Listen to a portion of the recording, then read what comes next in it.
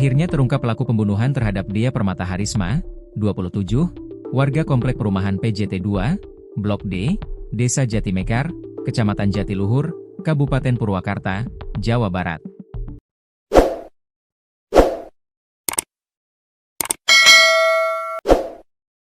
Ternyata pelaku pembunuhan terhadap wanita muda tersebut asisten rumah tangga, Art, sendiri. Art Dea bernama Ade Mulyana, 26, kini sudah diringkus polisi atas perbuatannya melakukan pembunuhan.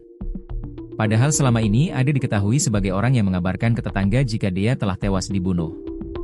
Namun sandiwara Ade untuk menutupi perbuatannya terendus polisi hingga terbongkarlah perangai Art tersebut. Diketahui Dea Permata Harisma ditemukan tewas bersimbah darah di dalam rumahnya pada Selasa, 12 Agustus 2025, siang sekira pukul 13.30 waktu Indonesia Barat. Korban mengalami sejumlah luka tusuk di tubuhnya.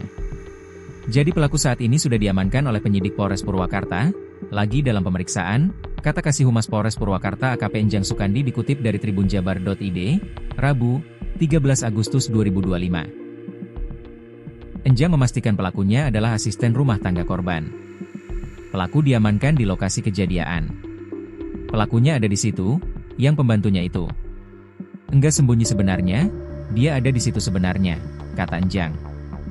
Enjang pun meluruskan soal informasi korban sempat melapor ke aparat terkait ancaman dan teror sebelum peristiwa terjadi.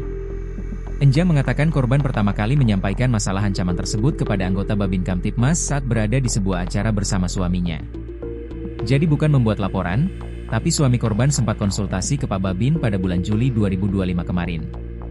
Dia bertanya soal ancaman yang diterimanya, dan dari situ mulai ditindaklanjuti, kata Enjang. Menurutnya, korban saat itu belum membuat laporan polisi secara resmi karena masih mengumpulkan bukti, salah satunya berupa tangkapan layar ancaman yang dikirimkan melalui WhatsApp. Laporan resmi memang belum dibuat saat itu, karena polisi perlu bukti. Kalau ancamannya sudah ada dan bisa ditunjukkan, baru bisa diproses, katanya. Sukarno, 65, ayah Dea Permata mengatakan sebelum putrinya ditemukan tewas, korban sempat mendapatkan teror dari seseorang.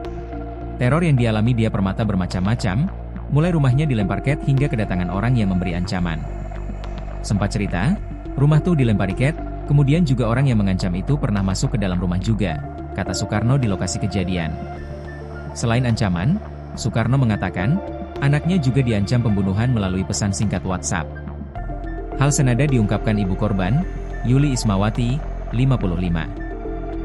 Ia mengaku bahwa putrinya sudah lebih dulu melaporkan ancaman teror yang dialaminya ke pihak kepolisian, namun tidak mendapat tindak lanjut. Yuli mengatakan bahwa sang anak sempat bercerita bahwa ada nomor asing yang melakukan ancaman pembunuhan melalui WhatsApp. Sudah kami laporkan ke Babinsa, bahkan sampai ke Polsek Jatiluhur. Tapi nggak ada yang datang, kata Yuli.